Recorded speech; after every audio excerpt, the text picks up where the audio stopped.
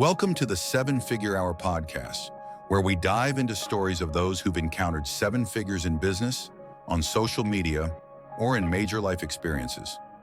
In today's episode, we're bringing you a conversation entirely in French, where we'll be talking about today's guest, how he bought and grew two businesses at the age of 20, how his faith helped him achieve it, and much more.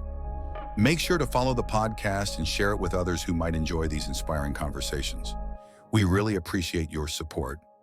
Enjoy. All right. Bon, bonjour.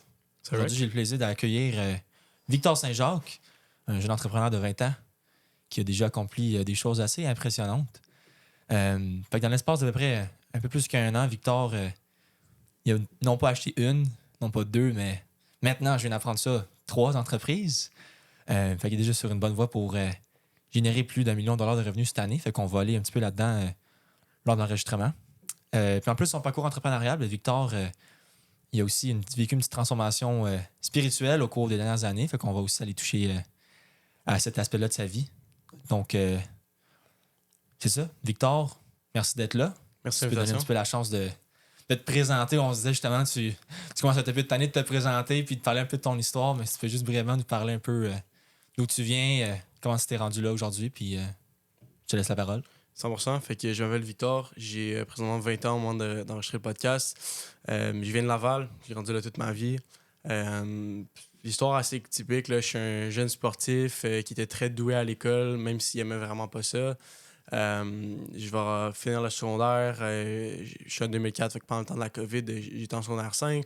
Puis je me mets à trouver plein de façons d'essayer de faire de l'argent. J'ai toujours trippé sur Gary Vee, les flips. Mon émission préférée quand j'étais jeune, c'était la guerre des enchères.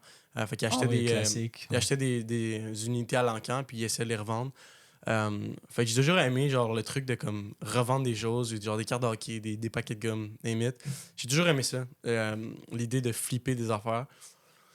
Puis c'est ça, fait qu'en secondaire, je vais commencer à faire plein de sortes de choses. Je vais commencer une compagnie de dropshipping. C'est des cases de téléphone. Ensuite de ça, je vais commencer à personnaliser ces cases de téléphone-là parce que j'ai remarqué que je peux faire beaucoup plus d'argent. Fait que c'est là que je commence à comprendre c'est quoi une marge de profit. Fait que, mettons, c'était le temps des séries. Le Canadien s'était rendu en finale de la Coupe Stanley. Fait que là, je faisais des cases de Cole Caulfield. Je faisais plein d'affaires. Puis je faisais les vendre comme des 60, 70, 80$ versus le case de base vierge que je vendais 30$. Fait que je m'étais mis à vendre des designs aussi avec ça. Après ça, bref, histoire simple, j'ai commencé à vendre des travaux scolaires aussi. Vendre tes travaux scolaires? Ouais. Fait qu'en secondaire 5, ouais, on avait un travail de français à faire. Puis j'ai rapidement compris que pour partir d'une entreprise, faut que tu fasses attention de ne pas tomber en amour avec ton produit, mais que ton produit répond vraiment à un besoin. Puis il y avait beaucoup de gens qui chialaient qu'ils ne voulaient pas faire leur projet de français, puis que s'ils pourraient payer quelqu'un pour le faire, ils le feraient. Fait que moi, j'ai entendu, puis j'ai essayé ça le français, mais je me suis dit, OK, il y a une opportunité de faire de l'argent. Fait que j'ai commencé à vendre pour genre 100$, 150$, que j'allais lire le roman, puis faire le travail de français pour eux. Puis c'était tous des livres différents, fait que j'allais jamais me faire pogner de comme recopier le même texte. Fait que, bref, j'ai commencé cette genre de petite opération-là, puis tu sais, veux pas, je me suis quand même rendu à, je pense que ce mois-là, en juin, j'avais fait comme 2000$. Puis j'avais 17 ans à ce moment-là, fait que pour moi, faire 2000$, c'était du jamais vu. Puis c'est là que j'ai compris de générer de l'argent par toi-même, par ce que tu fais, puis je suis tombé en amour avec ça. Puis après ça, je suis rentré au cégep. J'ai un parcours scolaire qui est très atypique, fait que j'ai commencé à UNSIC, j'étais allé en droit. J'ai toujours voulu devenir avocat. J'avais une passion un peu pour les criminels, puis essayer de comprendre comment ils se sont rendus là. Étant tout jeune, là, je lisais beaucoup de livres sur Claude Poirier, j'écoutais beaucoup de documentaires sur les Hells Angels. J'ai toujours été fasciné par tout ce monde-là criminel. Non pas que j'ai jamais voulu en devenir un, mais juste j'ai essayé de comprendre la psychologie derrière. Fait que je vais aller en droit, en technique juridique au collège d'Annecy. Puis je réalise que rapidement, il y a beaucoup de théorie, mais il n'y a pas beaucoup de pratique. Puis ça va vraiment me fatiguer. Fait que je vais quitter ça. Je vais aller à Montmorency à Laval. Je vais faire gestion de commerce. Puis c'est juste que là, je suis en plein milieu d'une année. Fait que je suis comme entre les deux sessions. La session d'hiver, là, mettons. Ouais. Là. OK. Fait que je vais faire un tremplin deck qui appelle pour aller vers la gestion de commerce. Fait que là, j'ai eu seulement un cours de gestion de commerce qui est ressources humaines. Puis juste pour donner une idée là, aux gens, là, j'ai commencé ma session avec 7 cours. J'en ai annulé 4. Je suis tombé à... Non, j'en ai annulé 3, je suis tombé à 4. Puis il y en a 2 que j'ai arrêté d'aller. Puis j'ai fini ma session avec 2 cours. Un de gestion de commerce, puis l'autre, c'était hockey sur glace. Fait que ça donne une idée globale de mon parcours scolaire et à quel point j'aimais l'école. Puis après ça, je vais déménager à Drummondville parce que j'ai un ami qui habite là. j'ai eu l'opportunité de déménager pour vraiment pas cher. Puis je savais que si je voulais quitter le cégep, mes parents me laisseraient pas le faire en habitant chez eux. Toujours été la règle chez moi, c'est tu peux rester chez nous, tout va être payé pour toi tant que tu es à l'école. À partir du moment que tu peux aller à l'école, parfait, tu as fait ton choix, on le respecte, mais tu vas aussi comme assumer les dépenses qui viennent avec ça, puis tout ça.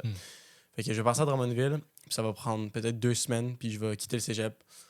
J'ai détesté ça pour mourir. Là. Littéralement, là, je me levais le matin, puis j'étais dépressif. J'étais comme, j'ai ça. Je suis quelqu'un que, genre, ça me dérange pas, je vais mettre autant d'input qu'il faut, mais il faut que je comprenne c'est quoi mon output à la fin de la journée. Fait que c'est comme si tu veux que je mette, je sais pas moi, 10 000 puis 100 heures de travail, ok, mais qu'est-ce que j'ai à la fin de la journée? Si j'ai rien, je le ferai pas. Puis avec l'école, je voyais comme c'était tellement long, l'input à mettre pour le peu d'output, que j'étais comme, c'est pas ça que je veux faire dans ma vie. Fait que j'ai laissé ça tomber. Puis là, l'histoire que beaucoup de personnes connaissent, fait que là, j'ai fait un programme de montage, je suis devenu monteur vidéo. Puis par la suite, rapidement, là, j'ai fait une ascension de monteur vidéo à chef monteur. J'ai travaillé pour une des plus grosses agences de marketing au Québec. Puis de là, j'ai fait chef monteur à stratège de contenu, directeur des opérations. Fait que à 19 ans, là, je dirigeais une équipe de 11 employés. On travaillait avec des grosses compagnies au Québec, là, que si je nommerais, les gens probablement reconnaîtraient. Puis j'ai compris vraiment c'était quoi la stratégie de contenu. J'ai été connu beaucoup dans les mois de novembre et décembre 2023, où est-ce que j'ai accumulé en organique, pour les gens qui ne savent pas la différence, publicité payante, organique, c'est qu'est-ce que la visibilité que la plateforme te donne gratuitement. J'ai réussi à accumuler 12 millions de visionnements sur mes vidéos personnelles à moi, sur mon personal brand, en l'espace du mois de novembre et décembre 2023, donc 2 mois. Puis à ce moment-là, j'ai vraiment été connu pour amener un peu les concepts qui se faisaient aux États-Unis, au Québec. Puis c'était quand même assez rare dans le short form en français québécois que quelqu'un allait faire des nombres comme ça sans commencer à parler de sujets comme de sexualité ou des affaires comme vraiment qui fait réagir au Québec. Puis bref, après ça, je vais racheter ma première entreprise dans le fond qui s'appelait l'Agence Visio, que mon ami Raphaël se fait appeler dans le ministère, donc veut aller faire des études bibliques. Fait que je vais racheter sa liste de clients dans le fond. Puis de là, je vais commencer 3 boîtes médias. Puis je pense que ça fait vraiment une bonne introduction de où est-ce que j'en suis rendu aujourd'hui. Oui, vraiment. Puis tu sais, en t'entendant parler, c'est comme si tu avais toujours eu un petit peu l'esprit entrepreneurial. Est-ce que ça vient de tes parents? Est-ce que ça a toujours été initié ou aucunement, ça a juste été de nature avec toi? Non, vraiment pas. Tu sais, mes parents, mon père est mécanicien. A été longtemps mécanicien d'avion, maintenant mécanicien de véhicules poids lourds. Ma mère est gestionnaire d'une compagnie qui fournit les hôpitaux. Fait que jamais rien là, par rapport à l'entrepreneuriat du côté de ma famille. J'ai pas d'oncle ou de tante ou de cousin vraiment qui est entrepreneur. Fait que non, ça a vraiment juste été... Ça l'a apparu comme ça. J'ai toujours été quelqu'un d'assez autodidacte. Puis comme je le mentionnais, j'ai vraiment été petit toute ma vie. J'ai eu ma poussée de croissance vraiment tard. Jusqu'à secondaire 5, secondaire 4, je pesais peut-être 120 livres et je mesurais peut-être 5 pieds 2. Fait que j'ai vraiment grandi sur le tard. Là. Même en secondaire 5, quand j'ai gradué, je faisais peut-être 5 pieds 5. Fait que je suis passé de 5 pieds 5 à aujourd'hui, je suis 5 pieds 10. J'ai pris 5 pouces en l'espace de peut-être une été. Fait que toute ma vie, j'ai toujours été le plus petit dans partout où j'étais. Mais par exemple, j'ai toujours eu une détermination qui était vraiment forte. Fait que ce soit, j'ai joué au hockey, au soccer, au baseball, j'étais toujours premier dans tout ce que je faisais parce que j'avais une drive de justement réussir. Fait que je pense que ça c'est juste transposé à l'entrepreneuriat quand j'ai vu avec l'école que j'étais doué, mais comme c'était comme trop facile pour moi. Puis, je cherchais tout le temps des façons de faire d'autres choses. J'ai grandi dans un environnement peut-être particulier un petit peu du fait que mes parents sont séparés, j'avais 3 ans. Ensuite de ça, c'est sûr que ma mère vient d'un milieu où est-ce que mon père était la personne qui faisait le gros salaire, ma mère restait à la maison. Fait que quand mes parents se séparés, ma mère elle est repartie de presque rien. Fait que je suis venu d'un milieu qui était vraiment très noble. Je veux dire, je ne pouvais pas faire tout ce que je voulais non plus. Puis je pense que ça, depuis que j'étais jeune, ça m'a marqué. Puis encore aujourd'hui, même si j'ai commencé à faire plus d'argent, j'ai vraiment une relation avec l'argent qui est très saine, dans un sens que je dépense pas de l'argent pour rien. Puis je fais vraiment attention aux choses. Puis c'est comme, ma mère m'a vraiment instauré des valeurs très, très classiques, mais c'est comme, pour moi, gaspiller la nourriture, c'est vraiment difficile ou des choses comme ça. Fait que même si aujourd'hui, je vis plus dans l'abondance puis tout ça, je reste quand même avec ce mindset-là. Puis je pense que ça me sert aujourd'hui parce que j'écoutais une entrevue de Luc Poirier avant de m'en venir ici, puis il disait, quand je commence à avoir trop d'argent dans mes comptes de banque, je commence à devenir un peu paresseux. T'écoutes la Vego Academy, là, exact. Le côté sombre. Exact. Fait que je me mets à dépenser pour des affaires stupides, puis c'est comme, tu seras jamais aussi créatif que quand t'as pas d'argent. Ça, c'est une affaire que j'ai réalisée. Fait que pour répondre à ta question, non, j'ai jamais eu personne qui était entrepreneur autour de moi. Ça a juste venu de soi-même. Puis je pense que c'est un bon sujet pour aborder, mais l'éducation qui a changé un petit peu depuis les dernières années, c'est-à-dire que moi, j'ai grandi avec YouTube, tu sais. YouTube University, tout est là. Je parlais hier avec des gens, puis t'es comme, yo, t'écoutais pas de films, genre, j'étais comme, pas vraiment, honnêtement, tu sais, depuis que j'ai l'âge, j'ai comme 12 ans, YouTube, c'était déjà YouTube. pas mal gros. Ouais. Fait que, tu sais, littéralement, j'ai fait mon éducation avec YouTube. Fait que, Puis, pour en revenir avec tes parents, comment est-ce que tes parents, ils voient ça, tout ce que tu fais présentement? Tu sais, c'est quand même...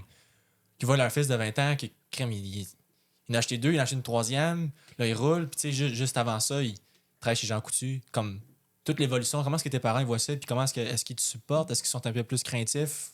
Explique-moi donc ça. Je sais même pas à quel point mes parents, honnêtement, savent qu'est-ce que je fais au quotidien, mettons. Ok. C'est-à-dire que je sais pas si c'est dans la mentalité québécoise, tu sais, je veux dire, moi, ma copine est italienne, puis dans sa famille, c'est comme les dimanches après l'église ou peu importe, comme tout le monde se rassemble, puis c'est comme à chaque semaine. Moi, personnellement, ma famille est pas super proche, tu sais, je veux dire, peut-être à Noël ou à quelques fêtes, mais tu sais, je peux compter sur les doigts d'une main le nombre de fois par année qu'on se rassemble tous ensemble. Je suis pas hyper proche de mes parents non plus. Tu sais, j'ai quitté la maison de chez mes parents à 18 ans. Encore aujourd'hui, je vis tout seul, j'ai mon condo. Fait que je pense pas qu'ils comprennent à 100% qu'est-ce que je fais. Je pense qu'au début, ils étaient peut-être stressés. Peut-être qu'ils sont encore. Mais tu sais, je pense que ils vont toujours être stressés, puis c'est le rôle des parents, mais ils sont contents pour moi que mes choses semblent bien fonctionner, puis ils savent que je suis quelqu'un de responsable, puis j'ai une tête sur mes épaules. Mais honnêtement, je pourrais pas répondre à la question. J'ai aucunement T'as aucune idée? d'idée. Ça fait trop longtemps que t'as pas eu une bonne discussion avec tes parents. Mais c'est surtout que, tu sais, à cause qu'on vient de milieux tellement différents, tu sais, puis on pourra en parler plus tard dans le podcast, mais c'est comme, j'ai remarqué que ma réalité est vraiment différente de la leur. Tu sais, c'est-à-dire que, tu sais, des fois, des affaires de comme, j'ai des histoires, même, comme, assez comme flabbergasté, je sais pas comment on peut le décrire, mais tu sais, des histoires où est-ce que c'est comme, ok, mais j'avais besoin de raise up genre 100 000 genre d'ici la fin de la semaine, tu sais, pour faire financer une acquisition, peu importe, puis c'est comme, tu sais, pour eux, c'est comme, ça fait pas de sens, c'est pas... mais ils n'arrivent pas à comprendre, tu sais, c'est comme avoir une hypothèque, peut-être, tu sais, c'est le plus gros truc, mettons, qu'ils vont avoir. Fait que je pense pas qu'ils comprennent à 100% là, c'est quoi la réalité. Fait qu'ils supportent, je pense pas qu'ils sont contre.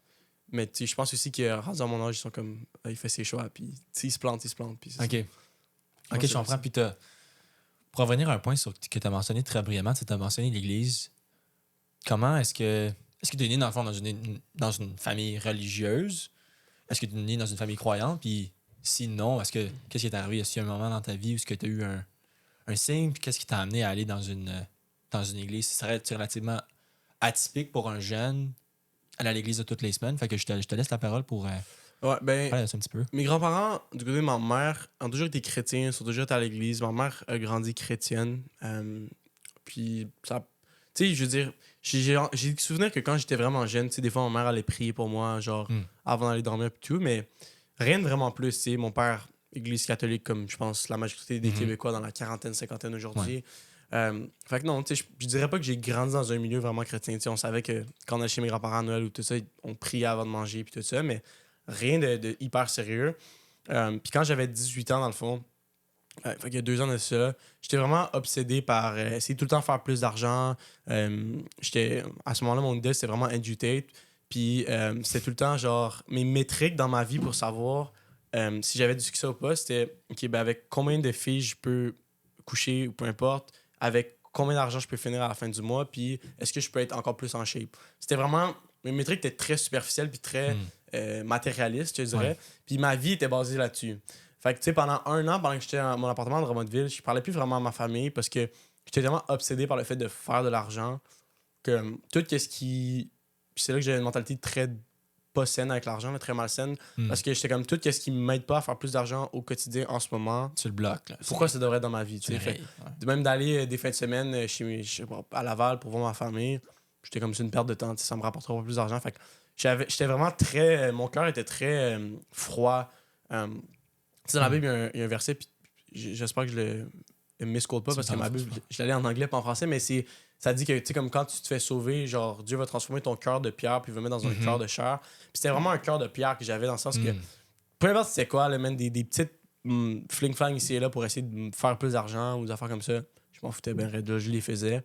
Tu sais, je me souviens que quand j'étais peut-être secondaire 2-3, je vendais genre des faux parfums, des fausses ceintures, des affaires comme ça. Okay, Tu sais, des affaires de contrefaçon. Fait que j'ai toujours essayé de trouver des façons, puis j'étais très, genre, égocentrique, puis de penser à comme, comment moi je peux m'aider moi-même, puis même ma famille, genre, honnêtement, je m'en foutais complètement à ce point-là de ma vie. Fait que bref, je suis tombé dans une relation, je travaillais aux Jean Coutu. C'était à peu près au moment où j'ai commencé à faire du montage aussi. Puis j'étais complètement obsédé par tout ce qui était genre le sexe, puis genre ça contrôlait ma vie, là. C'était littéralement mon dieu. Fait que, tu sais, c'était. Puis je pense honnêtement que c'est ça qui m'empêchait de vraiment décoller ou d'avoir du succès parce que, genre, j'étais tellement à mes affaires. Tu sais, j'ai fait une compétition de bodybuilding, j'étais discipliné. Puis à chaque fois qu'il y avait une fille qui entrait dans ma vie, ça devenait genre littéralement mon dieu, puis je perdais tous mes moyens. Je perdais mon focus, je perdais mon énergie, puis ça, après genre un mois, je me tannais parce que j'étais comme, ok, ça me sert à rien, ça m'enlève mon focus, puis boum, puis on to the next. Puis encore une fois, j'étais dans la mentalité de tout était vraiment très égocentrique, puis par rapport à moi, individuel. C'est comme, ben, je m'en fous de toi, c'est comme, qu'est-ce que toi tu peux m'apporter. Toutes mes relations étaient comme ça, très transactionnelles, très, très froides. Assez taker comme mentalité, là. Comme c'est. Exact. Okay. C'est taker.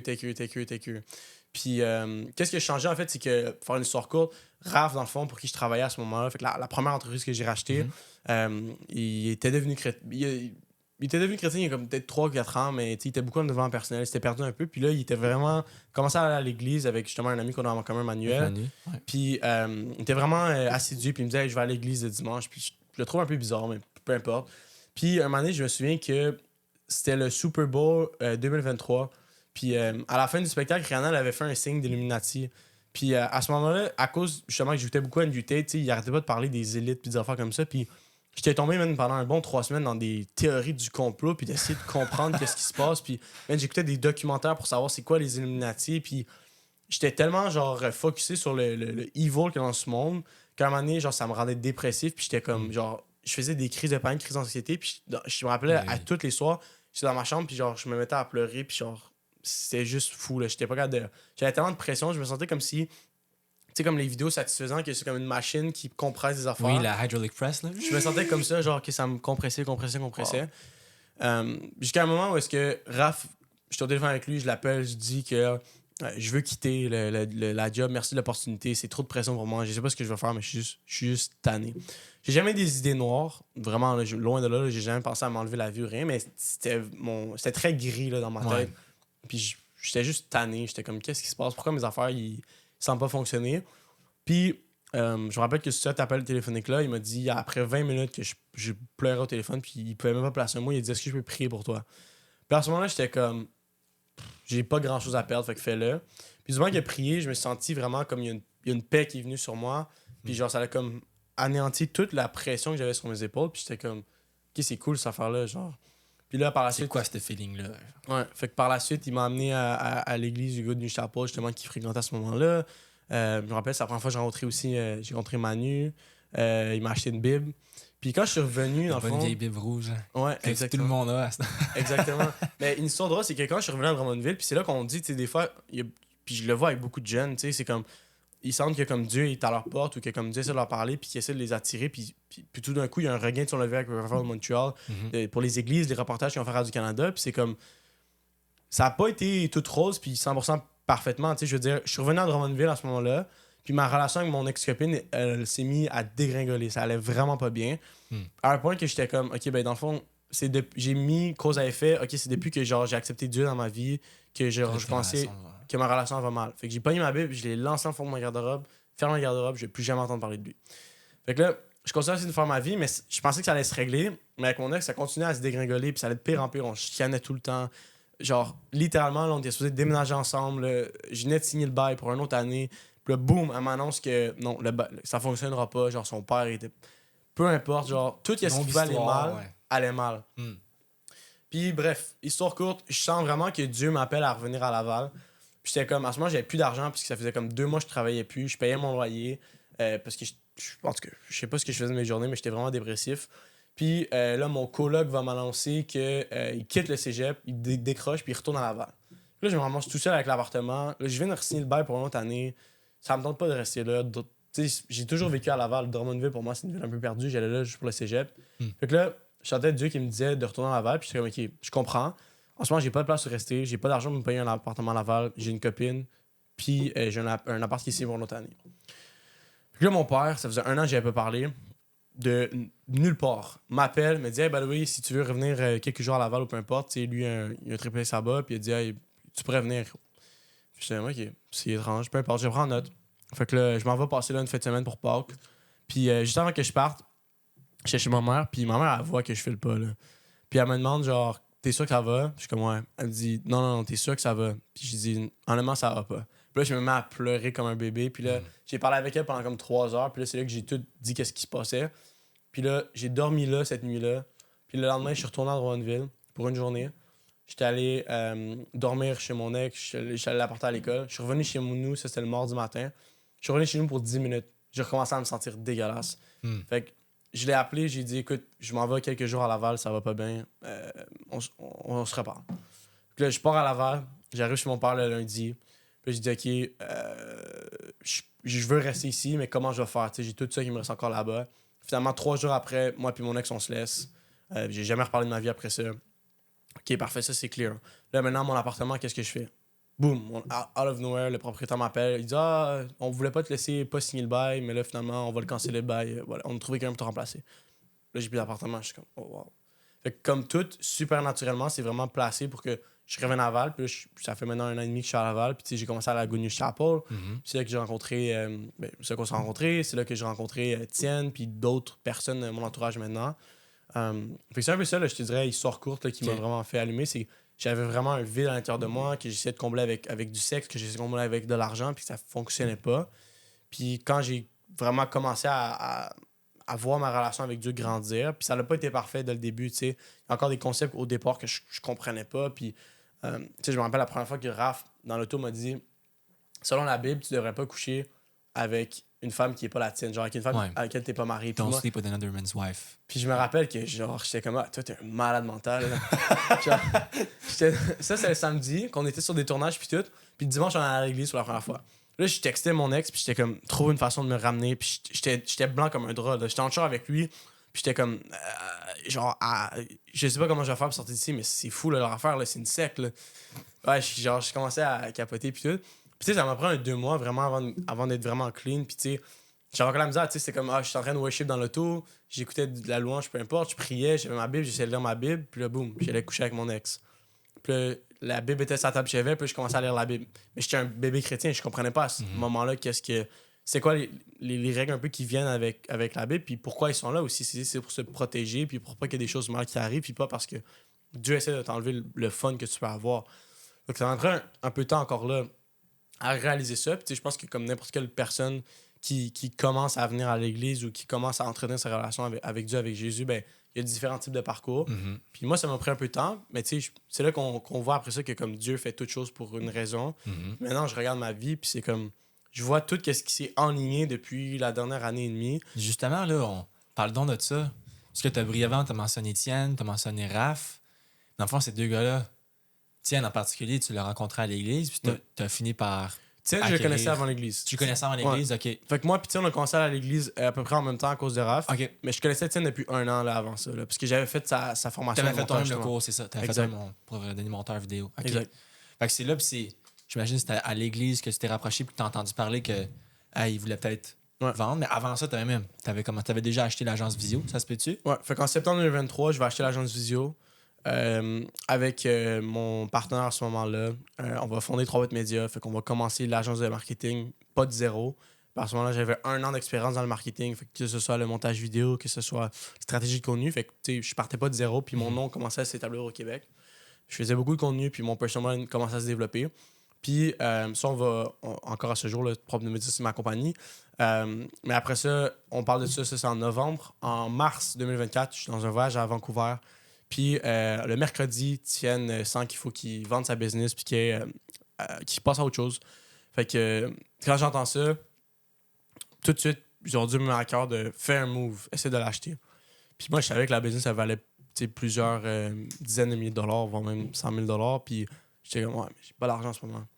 Fait que peu importe, là, je commence à faire des moves, je commence à faire des recherches, puis là, on s'entend sur un prix. Puis j'avais la chance d'avoir un de mes clients à ce moment-là, qui est devenu un très bon ami, puis un partenaire maintenant. Hubert de Live, dans le fond, qui était. C'est ça qu'ils font au quotidien, là, ils achètent puis ils vendent des entreprises. Puis je l'ai appelé. Puis je dis, voici le deal, voici qu'est-ce qu'il y a sur la table, comment tu penses que ça vaut, comment je peux le structurer, puis tout ça. Puis il m'a vraiment, vraiment, vraiment beaucoup aidé dans ça. Fait qu'on a set up un prix, fait la transaction, puis tout ça. Fait que ça, on parle de ça en mars, que j'ai repris ça. Fait qu'à ce moment-là, ça s'appelait youtubers.ca. Maintenant, c'est monteurvideo.ca. Puis ensuite de ça, en juin, j'ai fait le rachat de mon partenaire avec qui j'avais lancé 3 médias. Parce que lui aussi sentait que, un peu comme Raph Huitienne, il voulait aller à l'école biblique, l'université biblique. Fait que c'est là que je me suis retrouvé. Puis là, ben, aujourd'hui, je suis propriétaire de 3 médias à 100%. J'ai un partenaire dans monteurvideo.ca. Puis je viens tout juste là, de faire une nouvelle acquisition. Il manque encore des documents à être signés puis tout ça. OK. Mais je suis en train de changer un peu l'industrie dans le sens que j'ai 2 compagnies qui sont très directement reliées, ce qui peut être bon de faire des acquisitions stratégiques. Mais je voulais essayer de diversifier un peu mes investissements. Fait que là, je m'en vais plus dans le domaine du fitness, qui est ma première passion, qui est un peu mon ça, c'est l'avantage. premier amour. T'as déjà fait du bodybuilding. Exact. T'es passionné de ça. Fait que déjà là, comme. Mais comment est-ce que tu gères la gestion de tes business? Parce que ça reste que t'as Trompette Média, t'as des clients, t'as de la gestion, t'as des tournages à faire, de l'editing, du posting. T'as des gars pour faire l'editing, toute l'équipe. T'as une bonne équipe avec ça. Après ça, t'as avec monteur vidéo, ben t'as une autre équipe. Fait que tu sais, explique-nous un peu le struggle de gérer ces entreprises-là, puis les hauts et les bas d'être en affaires. Ouais. Tu sais, je pense que, puis je le dis souvent, être en affaires, c'est la plus belle chose qui m'est arrivée dans ma vie après avoir justement accepté Jésus dans ma vie, puis avoir comme développé ma relation avec Dieu. Parce que je trouve qu'être en affaires, ça expose tes faiblesses. Dans un sens que peu importe si t'es trop greedy, ça va paraître. Si t'as des insécurités, ça va paraître. Puis ça te forge comme homme, mais ça te force aussi à te développer à un niveau qui est exceptionnel. Tu sais, la quantité de choses que j'ai fait dans la dernière année que j'étais pas prêt à les faire, puis que je les ai fait, puis que finalement, j'étais comme... À chaque fois, j'étais tellement stressé, puis c'est comme, OK, ça s'est passé. On to the next. Fait que ça, c'est la première chose. Mais tu sais, j'ai fait beaucoup d'erreurs aussi. Tu sais, 3 médias, un moment donné, on s'est rendu à être 14 personnes dans l'équipe. On avait une méga équipe. Mais tout le monde était en partiel. J'avais beaucoup trop engagé. Formation inadéquate complètement. Les employés étaient laissés à eux-mêmes. Puis là, je perdais des employés. Là, j'en engageais, là, j'en perdais. Puis j'étais comme, pourquoi il y a un aussi gros roulement de staff? Puis quand j'ai racheté mon partenaire, justement, ben, on a fait un ménage un peu de ce qui passait. Puis j'ai passé la business de 14 employés à... On est rendu 6 dans l'équipe, incluant moi. OK. Wow. Mais la majorité des gens sont en plein maintenant. C'est ça, la différence. Exact. Puis ce que j'ai remarqué, c'est que avoir des bons employés, avoir des bons membres dans ton équipe, c'est... Il y a une phrase en anglais qui dit « You build your team and your team will build the business ». Puis c'est vraiment comme ça que je fonctionne dans mon quotidien. C'est-à-dire que je préfère payer des employés qui sont extrêmement bons, 30% plus cher que ce que je paierais quelqu'un d'autre, mais je sais qu'ils vont apporter 300% plus de résultats. Fait qu'au quotidien, comment je gère ça? Ben, j'ai un gestionnaire dans 3 médias, j'ai un gestionnaire dans monteurvideo.ca. Fait que les activités au quotidien, les petits problèmes, les petits feux sont gérés par eux. Puis si jamais là, c'est quelque chose de vraiment majeur, puis que ça se rend, si on pas capable de le régler, ben là, ça va se rendre jusqu'à moi. Mais au moins, j'ai un intermédiaire, j'ai une barrière qui fait que je me fais pas appeler à tout bout de champ. Sinon, il faut vraiment que tu sois discipliné. Il faut que tu aies un horaire de vie, que tu te lèves le matin, que ça tente ou que ça tente pas. Malheureusement, il faut que tu le fasses. J'avais un souper hier, je suis revenu super tard chez moi. Je suis revenu peut-être à 2h du matin. Puis à 8h du matin, il fallait que je sois à la salle pour filmer un client. Fait que j'ai eu 5 heures de sommeil. Ça me tentait-tu de me réveiller un matin? Clairement pas quand il est renseigné. Mais il faut ce qu'il faut. Exactement. Je pense que c'est ça. Tu vis pas par tes émotions, tu vis par qu'est-ce qu'il faut que tu fasses. Fait que c'est un peu comme ça, je te dirais que je gère le quotidien. Puis sinon, je suis juste obsédé dans la vie de tous les jours à... C'est même pas le fait de faire plus d'argent. Là, je veux dire, t'arrives à un point où est-ce que tu atteins un certain montant d'argent que on s'entend que si tu vis une vie qui est confortable, on parle pas de s'acheter des Lamborghini ou des yachts, là, ben, que tu fasses 50 000 ou 100 000 par mois, la différence c'est, oui, tu vas avoir un plus beau mode de vie, mais pas tant que ça, je te dirais. Fait que ça arrive à un point où est-ce que moi, j'adore optimiser des choses, optimiser des processus, aider justement les employés, les membres de l'équipe à accomplir l'objectif, c'est de comprendre OK, ben pourquoi toi, t'es dans la business, genre? Fait que c'est quoi ton projet? Comment je peux servir ta mission? Fait que oui, entre guillemets, t'es dans notre compagnie, tu sers notre compagnie, mais j'essaie tout le temps de pousser la vision de OK, mais toi, ta vision, c'est quoi? Puis comment je peux inclure ta vision dans ma vision? Puis tu sais, je pense que c'est comme ça qu'on a la chance. On a une équipe formidable en ce moment, puis on a des membres de l'équipe, des employés qui sont dévoués, mais c'est parce que je je care vraiment pour eux. Ouais. Puis, tu sais, j'ai la mentalité de vraiment bien payer les gens. Puis, tu sais, dans mes compagnies au quotidien, quand les gens rentrent, tout le monde a le même choix. Soit que tu es payé à l'heure, soit que tu es payé par tâche. OK. Moi, personnellement, je suis quelqu'un qui... j'adore être payé par tâche parce que tu devrais pas En être fait, ouais. pénalisé parce que tu es efficace. Mhm. C'est-à-dire que si tu gagnes 25 de l'heure, puis que tu fais 3 tâches, que si tu ferais payer 25 de la tâche, tu réussirais à en faire 3 à l'heure. Ouais. Mais pourquoi il faudrait que tu sois pénalisé parce que tu es bon? Fait que c'est pour ça que je suis pas fan du modèle de payer à l'heure. Mais il y a des gens qui vont préférer la stabilité. Fait que j'offre quand même les deux. Fait que dans mes compagnies, par exemple, on va payer un travail de média, un poste normal, un poste de base, ça va commencer à 25 de l'heure. Fait que dépendamment c'est quoi. Mais par exemple, mes monteurs, mettons ici, par exemple, ils vont payer 25 pour une vidéo, mais ils vont être capables de faire du 2-3 vidéos à l'heure, ben, wow, c'est du 50-75 de l'heure. Fait que c'est comme ça que je fonctionne comme procédé dans mes compagnies. Là, je suis vraiment dans l'étape de déléguer de plus en plus parce que quand j'ai racheté mon partner, j'ai vraiment tout repris. Ouais. J'ai optimisé les marges en fou. J'étais comme, OK, là, je veux du capital parce que pendant 3 mois, de comme mars à juin, je travaillais genre 10-15 heures par semaine. J'étais tout le temps en train de voyager. Mais j'ai réalisé, OK, ben, j'ai 20 ans. La réalité des choses, c'est que j'ai pas besoin là, d'avoir 4 journées de congé par semaine. Là. Ouais. Je sais même pas quoi faire. Je veux dire, mes amis, ils sont tous à l'école ou au travail. Fait que j'étais comme, OK, ben, laisse-moi reprendre plus de tâches de travail de médias, le considérer comme ma job, optimiser les marges de profit parce que j'engage moins, je délègue moins. Et puis, je vais être capable, justement, d'avoir plus de capital pour continuer à investir puis grossir mon portfolio d'entreprise. Fait que c'est un petit peu comme ça, je te dirais que je gère mon quotidien. Tu sais, c'est important vraiment d'être discipliné, c'est-à-dire que je fais toujours tout à 100%. Fait que aujourd'hui, si je vais faire un podcast, ben, je suis 100% dans le podcast. Je suis pas en train de regarder mon téléphone ou ça. Ouais. Si je suis au gym, je suis 100% au gym. Si je suis avec ma copine, je suis 100% avec elle. Je passe du temps en famille, je suis 100% en famille. Mais quand je travaille, par exemple, je travaille. Fait que Ouais. c'est de faire tout ce que tu fais à 100%. Puis je pense qu'un des plus gros mythes que les gens vont avoir, c'est le multitasking, là, de faire plus qu'une tâche en même temps. Là. Mhm. Tu sais, à moins que tu écoutes un podcast sur en train de cuisiner, OK, c'est des tâches qui sont connexes. Mais Mais de faire ton editing, d'avoir un podcast dans le background, t'es pas 100% là. t'es pas 100% là. T'écoutes le podcast. Je l'ai vécu, là, je suis un monteur de base. Là. Non, t'es en train de procrastiner. Puis moi, je préfère, genre, quand je suis vraiment, vraiment mort, même si j'ai des choses à faire, je vais fermer mon ordi. Je vais aller prendre une pause ou je vais finir pour la journée. Ouais. Parce que t'arrives à un point où est-ce que ton énergie est plus là. Fait que ça va te prendre 3 fois plus de temps pour Ouais. faire les choses, puis tu vas commencer à haïr ça. Fait que c'est pour ça que les gens qui arrivent et qui me disent hey, moi, je travaille 12 heures par jour, 7 jours par semaine. Ouais, c'est quoi que tu fais dans tes 12 heures? Exact. Je suis convaincu que t'es pas optimisé. J'ai pas besoin... Je travaille beaucoup, mais j'ai pas besoin de travailler 12 heures par jour pour faire mes trucs. Là. C'est comme, fais-toi un plan, là, planifie pendant comme 15 minutes dans le début de ta journée qu'est-ce que tu vas faire. Puis après ça, regarde tes affaires. En 4 heures, je te garantis, là, en 4 heures de deep work, là, mets ton sel à l'autre bout du... Peu importe, là, prends un café noir, une bouteille d'eau. En 4 heures, là, je te garantis que tu vas être capable de faire tout ce que tu fais en 12 heures. Je te le garantis. On parle, là, encore là, on parle dans un contexte d'avoir une entreprise, des tâches. C'est sûr que si, je sais pas moi, t'es commis au dépanneur, il faut quand même que tu sois là pour servir Ouais. les clients. Tu comprends? Ouais. Puis c'est encore une fois, c'est que je dis aux gens, je travaille pas 100 heures par semaine, mais mon téléphone est toujours pas mal ouvert. Puis s'il y a quelque chose, je vais être capable de T'es toujours là répondre. pour répondre. Exactement. Puis tu sais, c'est un peu comme ça que j'ai bâti ma structure de vie, c'est-à-dire que du lundi au jeudi, pas mal, je te dirais, tu sais, je vais me réveiller vers 7-8 le matin, je vais lire un peu ma Bible, je vais prier. Si j'ai le temps de m'entraîner avant, je vais le faire. Ça, je vais faire un peu de cardio, je vais manger. Puis ça, je vais sauter directement à l'ordi, je vais commencer à travailler. Puis du lundi au jeudi, j'essaie d'arrêter vers comme 6 heures le soir. Puis soit d'aller avec ma copine, soit de prendre du temps en famille. Puis après ça, le vendredi, tu sais, là, on est un vendredi après-midi. Généralement, le vendredi matin, je fais quelque chose. Puis le vendredi après-midi, c'est plus relax. S'il y a des dossiers qui restent à faire pour la semaine, c'est ça que je vais faire. Si il y a une invitation de podcast, justement, ou des choses qui sont pas urgentes, mais qui vont continuer à faire avancer la business, à faire avancer le brand, le marketing, je vais les faire. Même chose le samedi.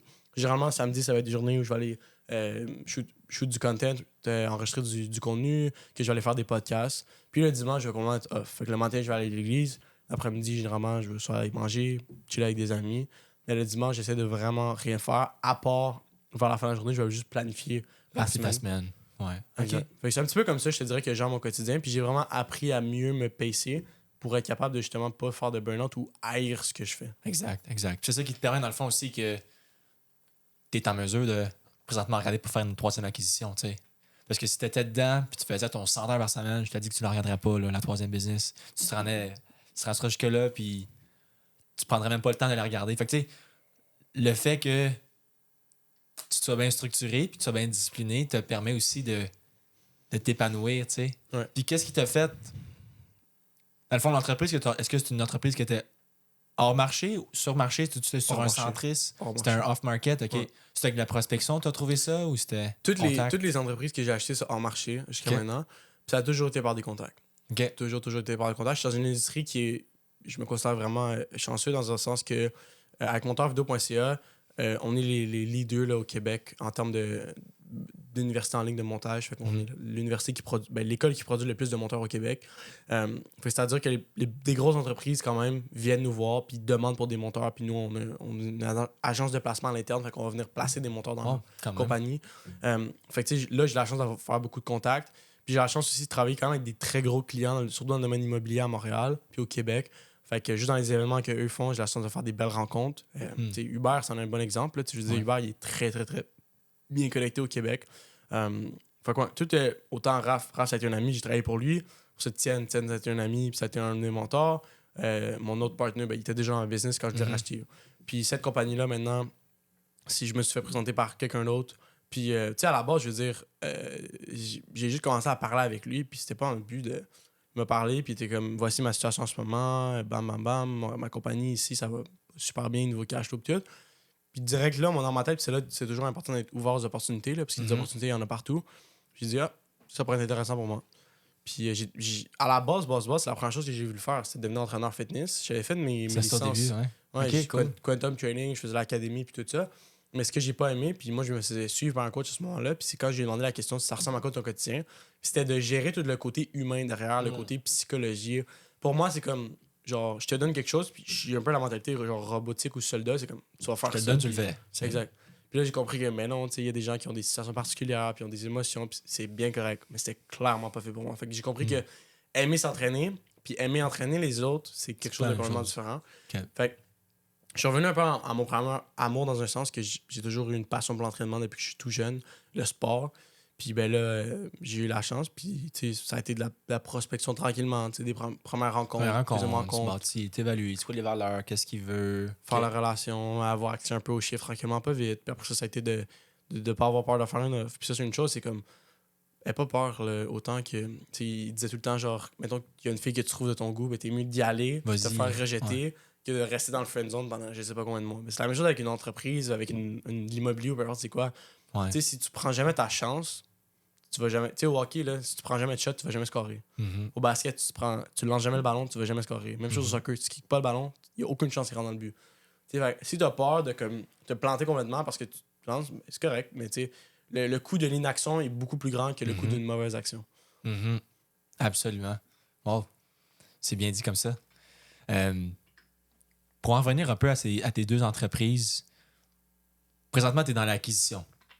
Est-ce que tu te vois, dans le fond, te bâtir un portfolio juste pour garder, opérer, puis juste garder ces entreprises-là, ou est-ce que tu te vois garder, optimiser, flipper certaines business on the side? C'est quoi ta vision des choses de ce côté-là? En ce moment, les business, je vais les garder. Là. Tu sais, je veux dire, on dit tout le temps, tout a toujours un prix. Là, dans le sens que demain matin, là, si tu veux m'offrir 10 millions de dollars là, pour une de mes compagnies, là, je vais accepter l'offre. Même si j'adore ce que je fais puis je crois en la vision de mes compagnies, mais je suis pas stupide non plus. Là. Tu sais, si demain matin, je peux avoir 10 millions en liquide pour une de mes compagnies, je vais le faire. Fait en ce moment, c'est pas dans le plan de flipper quoi que ce soit. Tu sais, c'est vraiment de développer des choses qui apportent quelque chose de réel là, dans le marché, là, qui répond à des vrais besoins. Tu sais, bâtir des business sur du vent, là, je pourrais en parler longtemps, là, mais comme moi, il n'y a rien qui me gosse plus que ça au monde. Là, tu sais, des faux coachs ou des faux programmes de coaching ou des wannabes, peu importe c'est quoi, tu sais, des affaires qui apportent pas une réelle valeur dans le marché, là, ça, je suis pas capable. Puis, même avec 3 médias, là, les clients qu'on prend maintenant, genre, je m'assure que tu as un track record dans qu'est-ce que tu as fait. Là. Ouais, c'est Et- ça. Tu veux pas faire affaire avec quelqu'un de nouveau. C'est comme ça, on Exact. fait affaire avec toi, c'est parce que tu as les connaissances, tu as quelque chose à apporter, puis quand on va faire un tournage, ben, comme. Si on part la caméra, ben, tu sais déjà quoi dire, tu sais déjà parler, tu as Exact. déjà des histoires, tu as de l'expérience. Exact. Parce qu'il n'y a rien de plus plate que de parler avec quelqu'un, puis faut que tu dises, faut que tu fasses un script de A à Z, puis qu'il il est un peu perdu. Là, c'est comme. C'est pas un temps que les frères tardifs, je veux dire, eux autres, ils en ont des histoires, puis ils en ont du Ouais. stock à raconter, là, tu sais. Ouais. Comme. Ouais. Fait que c'est sûr que pour toi, c'est plus intéressant de faire des background checks, puis s'assurer que ton client, ben, il a l'expérience. Fait que pour en revenir un peu sur ta vision des choses, c'est où que tu te vois dans 5 ans? Ouais. Fait que ça, fait que juste pour revenir sur l'autre question, je vais pas. Pour l'instant, mon but, c'est pas de flipper des entreprises. Ok. Tu sais, il faut dire aussi qu'il y a comme un mythe un peu. Là, les gens vont te demander, mettons, c'est quoi ton net worth ou combien tu vaux. Tu sais, je veux dire, en ce moment, oui, mettons, cette année, on projette de faire entre 1 million et 1,2 million de chiffre d'affaires. Potentiellement plus là, avec celle qu'on vient d'acquérir. Mais, tu sais, je veux dire, sur papier, là, ces entreprises-là, ça vaut rien. Tu comprends? Dans un sens que 3 médias, c'est pas moi qui l'opère au quotidien. C'est Il y a pas, ouais, c'est pas là, tu ça comprends? existe Fait, pas. je veux dire, une business vaut uniquement ce que quelqu'un est prêt à payer pour. Là. Mhm. Tu comprends? Fait que c'est comme. euh, Même monteurvideo.ca, tu sais. Déjà, monteurvideo.ca, c'est un petit peu moins custom à mon visage. Tu sais, s'il y a quelque chose de plus gros derrière. Ouais. Mais même monteurvideo.ca, tu sais, c'est pas une entreprise classique de comme une entreprise, ça fait 30 ans qu'elle est en construction. Parfait, ben écoute, ça, c'est les profits nets à la fin de l'année, le Ouais. fameux BAYA. Puis là, Tout le temps les contrats qui reviennent à chaque année. on fait des multiples, puis Ouais. tout ça. Tu sais, je veux dire, c'est une entreprise qui est hyper jeune. Là, tu sais. Fait qu'une Ouais. entreprise en bas de 5 ans, c'est difficile à mettre une vraie évaluation là-dessus. Là. Fait que même si j'essaierais de les vendre en ce moment, je pense pas que ça vaut Mais grand-chose. c'est-tu dans ta vision, mettons, d'aller d'en racheter une qui a déjà, mettons, un 5, 10, 15 ans d'expérience, puis de l'optimiser parce que tu dis que tu es bien bon pour optimiser, puis tu aimes ça optimiser. Est-ce que c'est déjà quelque chose que tu as considéré Ouais. de racheter quelque chose, optimiser, puis flipper? Ouais, je pense que je suis quelqu'un de vraiment patient parce que j'ai une vision long terme, fait que je vais pas Ok. brusquer les choses. Tu sais, je veux dire, une grosse différence entre flipper une business à 100 000 puis flipper une business à 10 millions. Tu sais, je veux dire, tranquillement, pas vite, je fais mon expérience puis je veux pas brûler des étapes justement Ouais. parce que, tu sais, là, par exemple, on va parler, fait que la business que j'ai achetée, c'est dans les 6 chiffres. Fait que parfait. Fait que là, maintenant, c'est comment on procède les choses. OK, j'apprends. Fait que là, comment tu finances une acquisition comme ça, Mhm. comment tu rentres des gens, des employés. C'est une compagnie qui était plus grosse que qu'est-ce que 3 Média était, plus de personnes à gérer. Parfait, j'ai pris plus d'expérience. Mais est-ce qu'en ce moment, je serais prêt demain matin à reprendre une business une business qui se vend 20 millions en construction, que ça fait 30 ans qu'elle existe? Clairement pas. Mhm. Tu sais, il manque beaucoup d'étapes, puis c'est pour ça que je vais pas brûler des étapes. Puis je vais y aller tranquillement, puis faire bien les choses. Fait que ma vision d'ici 5 ans, je vais être en ce moment. Fait que dans 5 ans, je vais avoir 25 ans. Si je vais avoir un portfolio de 10 compagnies opérantes, fait qui roulent. Je vais avoir des gestionnaires un peu comme je fais dans tous les projets. Je vais être un petit peu moins impliqué, c'est sûr. Puis il y a peut-être une ou deux que je vais vendre ici et là pour en racheter d'autres puis faire des deals. Mais mon but, c'est d'avoir un portfolio d'une dizaine d'entreprises dans des domaines qui sont différents. Puis moi, j'ai toujours su que je vais me marier assez jeune. Fait qu'à partir de 25 ans, c'est de commencer à bâtir une famille justement avec ma femme et tout ça. Puis de commencer peut-être à aller sur des choses qui sont un petit peu moins comme risquées ou moins de leverage, comme par exemple de commencer à bâtir un parc immobilier. Puis Mhm. tu sais, quitte à vendre 2-3 entreprises pour aller chercher de l'équité et du capital pour Mhm. aller vers l'immobilier. C'est un petit peu ça ma vision, je te dirais, des prochaines années. Tu sais, en ce moment, je suis pas marié, j'ai pas d'enfant, fait que j'ai comme beaucoup de temps devant moi, puis je préfère sacrifier un peu ma jeunesse pour après ça pouvoir en profiter le reste de ma vie. Là. Ouais. Fait que, tu sais, on dit souvent les gens sous-estiment ce que tu peux faire sur 10 ans, mais surestiment ce que tu peux faire en 6 mois. Mhm. Puis je pense que il y a beaucoup au Québec le syndrome de je vais tout le temps changer de projet. Fait que je vais faire de la crypto, je vais faire des NFT, de la bourse, du dropshipping, Mhm. je vais faire un programme de coaching, là, je vais lancer une communauté school. Tu sais, je pense qu'il n'y aura jamais rien qui va battre quelqu'un qui, pendant 5 à 10 ans, reste dans la même voie. Mhm. Puis, tu sais, il faut faire attention aussi parce que, tu sais, c'est cool de dire, hey, j'ai 2-3 entreprises, puis tout ça. Puis, même moi, au début, là, ça me joue un peu dans la tête de dire, hey, je rentre avec 2 entreprises, puis tout ça. Mais, tu sais, tu peux avoir une entreprise qui fait 70 millions par année, comme tu peux en avoir 10 qui font 50 000 chaque. Mhm. Tu sais. Fait que c'est là qu'il faut faire attention de pas. C'est pour ça que je t'ai dit que je suis vraiment très patient. Dans le sens que, pour moi, moteur vidéo, OSCA, puis 3 Média, ces entreprises sont extrêmement connexes. Fait que oui, c'est 2 entités différentes. Tu fais des monteurs vidéo, puis si tu prends les meilleurs, ben, tu peux les engager directement dans ta compagnie de Ouais. marketing. Puis c'est un domaine que je connais comme le fond de ma poche. Fait que c'est-à-dire que Exact. En je plus. compte pratiquement les business comme une ensemble. Puis après ça, là, je vais m'en aller vers le fitness. Mais encore là, ce sera pas moi la face. Ce sera moi la personne qui va l'opérer au quotidien. Fait que je suis juste vraiment, vraiment patient, là, par exemple. Parce que c'est pas vrai, là, les gens qui vont dire que les business, c'est un investissement passif. C'est zéro passif. C'est les zéro passifs. Là. Zéro On passif. pense que tu vas acheter une business, c'est du passive income, elle roule tout seul.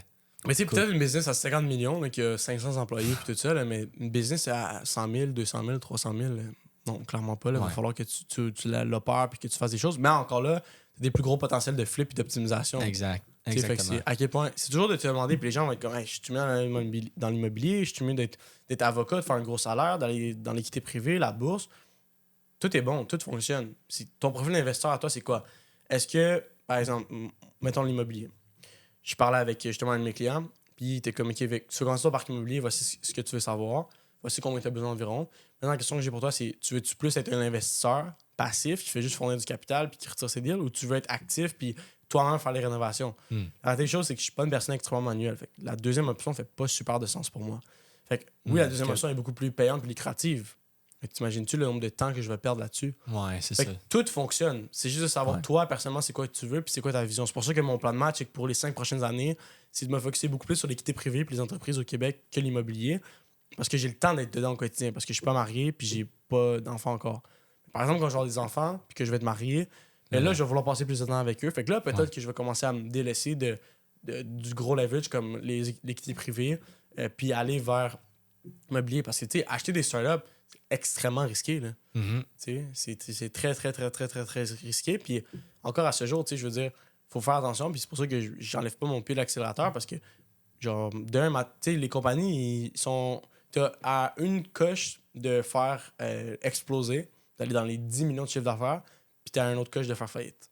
Ouais. T'es T'es très tout le temps près, là. là. Ouais, t'es tout T'es le temps très sur la là. Fait ligne. que faut pas que tu commences à t'enfler la tête puis à te sortir une Lamborghini, puis non. L'argent reste là, puis c'est pour d'autres acquisitions, puis c'est pour financer les choses. Puis moi, c'est comme ça que je pense. Puis c'est pour ça que, tu sais, les gens vont être comme, on va dire, on fait 1,1 million de chiffre d'affaires cette année.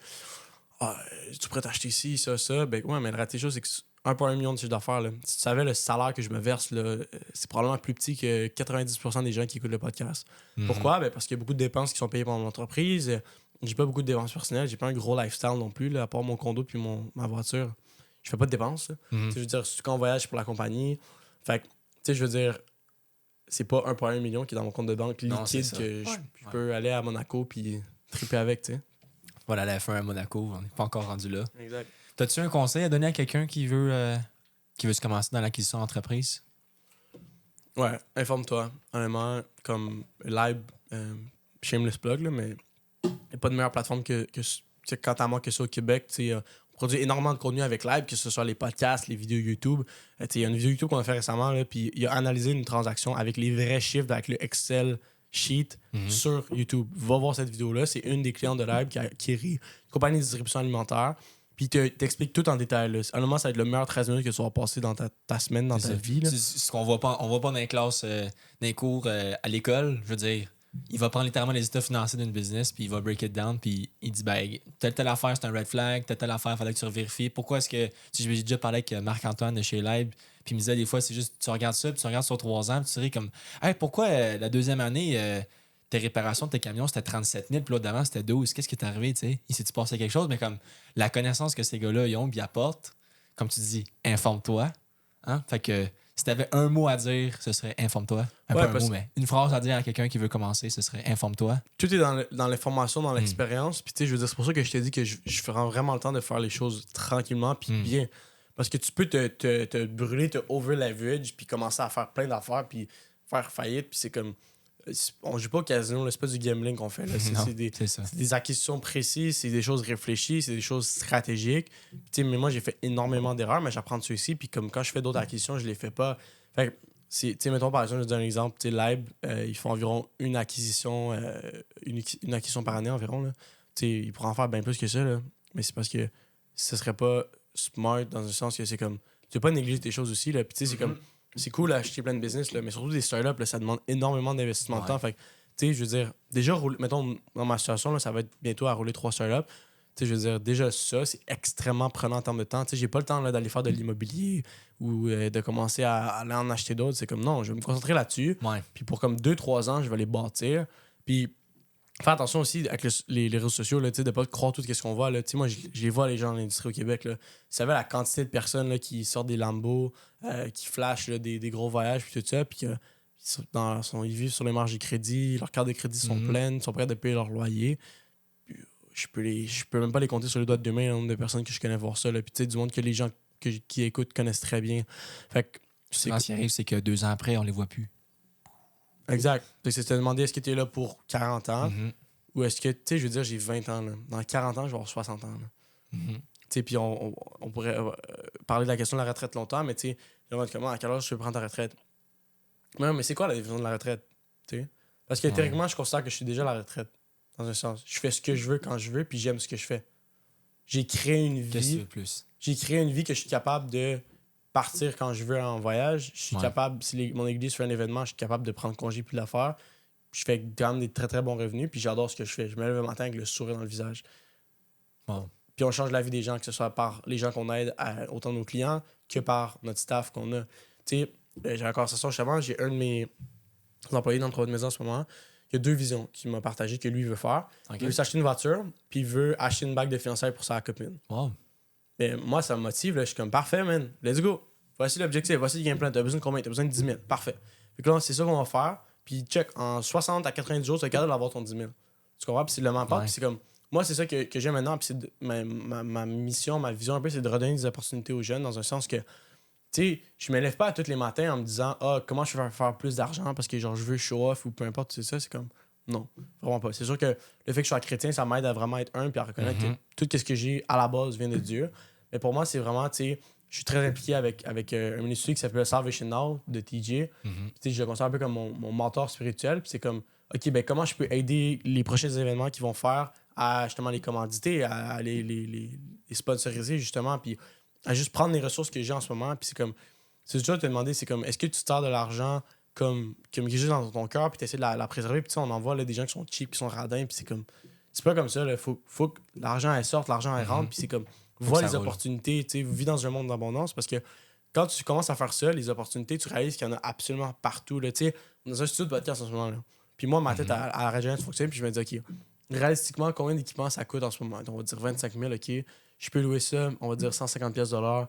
Parfait, ça me prend tant de temps à rentabiliser. Mettons, le loyer, c'est 5 000. Puis c'est de voir, mais des opportunités, il y en a partout. Là. Genre, littéralement, tu pourrais acheter une business par jour. Là. Tu sais. Puis les gens pensent que c'est inaccessible aussi, là, mais comme, il y a des façons de financer ça. Là, Ouais. qui On va juste vraiment- regarder en ligne. Exact. Pas juste. Il y a quelques personnes à qui je regarde, qui je jase, puis ils sont comme, je sais pas comment faire, je sais pas. Regarder. Va juste commencer par regarder en ligne. Va juste les voir, les business à vendre. Va juste commencer à scroller, puis comme tu dis, à date, toutes les acquisitions que tu as faites, c'est hors marché. Fait que c'est sûr que, même chose en immobilier, si tu veux le meilleur deal, c'est off-market. Fait que c'est sûr que maintenant, il va falloir que tu fasses un peu de prospection si tu vas avoir le meilleur des deals, ou tu te fais des contacts, ou, tu sais, soirée réseautage. Ça, on peut-tu en parler sur les réseautage? Genre, moi, honnêtement, Go for it. j'ai une opinion là-dessus. Là. Honnêtement, genre, je vais jamais aller sur le réseautage, là, à part si c'est mes clients qui l'organisent. OK. Fait que, tu sais, Lab va organiser une soirée de réseautage pour leurs clients. Là, j'ai le groupe La Mort, là, justement, qui avec l'équipe Saint-Pierre, là, 2 de mes clients qui organisent une soirée là, qui s'en vient. Tu sais, c'est pas mes clients qui l'organisent, j'y vais pas. Là. Pourquoi? T'aimes pas ça? Non, parce que je trouve que c'est... Tout le monde est là pour take, puis il n'y a jamais rien qui se donne concrètement. Puis moi, c'est une chose que j'ai dans la vie, c'est le small talk. Là. C'est-à-dire que comme je travaille déjà assez fort, puis j'ai déjà assez de choses à faire dans une journée que dans mes soirs ou mes fins de semaine, ça me demande pas de passer ma journée dans un événement ou une soirée dans un événement avec plein de gens que personne est vraiment là pour t'aider. Tout le monde est là pour prendre de toi. Puis c'est comme...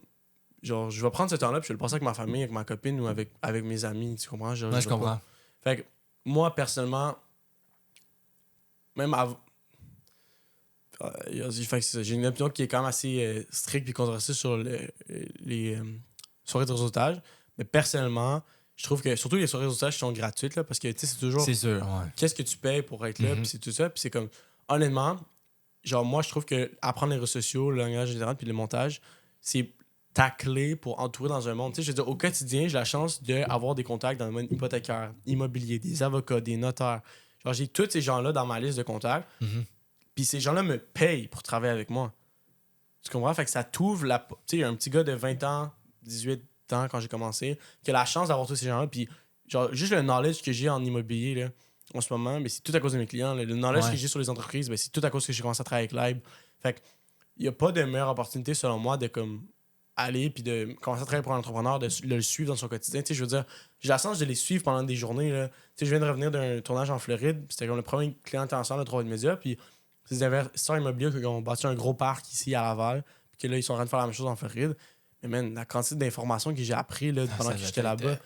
Exact. Mais tu sais, normalement, les gens paieraient pour ça. Puis là, c'est moi qui me fais payer pour faire ça puis pour filmer. Fait que tu sais, moi, je trouve qu'en ce moment, c'est vraiment mon cheat code. Puis c'est pour ça que j'aime ça faire. Je fais encore les tournages. Tu sais, j'ai pas de caméraman. Je fais les tournages moi-même. Parce que je rencontre des gens qui sont fous. Puis à cause de mes clients, c'est comme si mes clients, j'ai réussi à leverage le brand de mes clients pour aller rencontrer du monde encore plus gros. Tu sais, j'ai eu la chance de faire une collaboration avec Charles Jourdain, là, qui est numéro 1 dans la UFC au Canada. Il y a d'autres gens quand même assez genre important dans le sens que j'ai réussi à rencontrer que, tu sais, je recule de 2 ans, là, genre, je reste comme, hey, jamais j'aurais été dans la même pièce que eux. Puis là, j'ai la chance d'être dans la même pièce que eux, de faire des vidéos avec eux ou d'avoir une conversation avec eux, puis de réaliser que, ok, c'est pas si compliqué. Ça, tu sais, il y a une phrase qui dit, je pense que c'est comme t'es à 2 mains de rencontrer, genre, Donald Trump ou Elon Musk, genre. Ouais, OK. Puis c'est un peu ça. Fait que bref, soirée de réseautage, à moins que ce soit mes clients qui les organisent. Ils organisent. J'y vais pas. C'est un no-go. Exact. Puis pour en venir à tes clients, tu te dis, tu as vraiment parlé de les quelques clients que tu as fait, puis la première fois à l'international.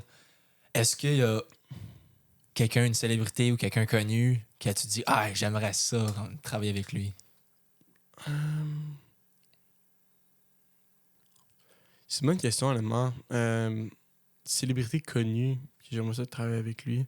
Pas obligé que ce soit connu, y a-tu quelqu'un que tu dis comme, hey, cette personne-là, là, j'aimerais vraiment ça travailler avec? Hey man, y a pas de nom qui me vient en tête, rapidement. Tu sais, j'ai eu la chance de faire une collaboration à 2 reprises avec Charles Jourdain, puis pour moi, c'est un de mes combattants de UFC même préférés. Qui par Charles Jourdain? Ouais, je suis battu avec Charles Jourdain. C'est un de mes combattants de UFC préférés, puis la UFC, j'en mange, là. Ouais. Tu sais, demain soir, il y a un event, puis c'est comme, je suis devant ma télé, là. Genre, c'est le sport que je suis, là. Sinon, des gens que j'aimerais travailler avec, tu sais, je te dirais, tu sais, j'ai été un grand fan de bodybuilding, fait que c'est sûr que Chris Bumstead, pour moi, pendant longtemps, ça a été vraiment quelqu'un que je look up to. Sinon, dans le monde du business en tant que tel, j'essaie de penser, tu sais, j'avais rencontré Ray Junior Courtemanche avec Hubert dans un événement, puis il était vraiment nice. Sinon, c'est sûr que Luc Poirier, tu sais, c'est sûr que c'est quand même quelqu'un au Québec qui pourrait être cool. Puis ce que j'aime, c'est comme, tu sais, même, genre, j'irais gratuitement là, travailler pour eux, puis filmer, puis de faire du contenu, parce que l'expérience que tu prends juste de parler avec ces gens-là est vraiment folle. Puis c'est comme, je dis tout le temps, tu as 2 choix. Soit que tu vas être jaloux de quelqu'un d'autre, de sa richesse ou peu importe ce qu'il a fait, ou soit que tu vas être comme, OK, ben clairement, il a compris quelque chose que moi, j'ai pas compris. Il y a 50 Ferrari, moi, j'en ai aucune. Tu sais? Fait que c'est comme, OK, qu'est-ce qu'il a compris que moi, j'ai pas compris? Puis c'est plus le mindset que j'essaie d'avoir. Fait que, honnêtement, je te dirais, ouais, fait que, niveau fitness, peut-être Chris Bumstead.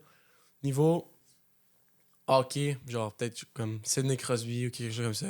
Sidney Crosby, OK. Niveau entrepreneuriat en général, I guess Luc Poirier, ce serait le nom qui vient en tête. J'essaie de voir s'il n'y a pas d'autres noms là, qui sont vraiment connus au Québec que genre j'aimerais tant que ça travailler avec. Là. Ben, comme tu disais, t'écoutais pas des films, t'écoutais pas la télé, fait que tu sais, toi, Non. c'était tout sur YouTube, fait que t'as pas comme un...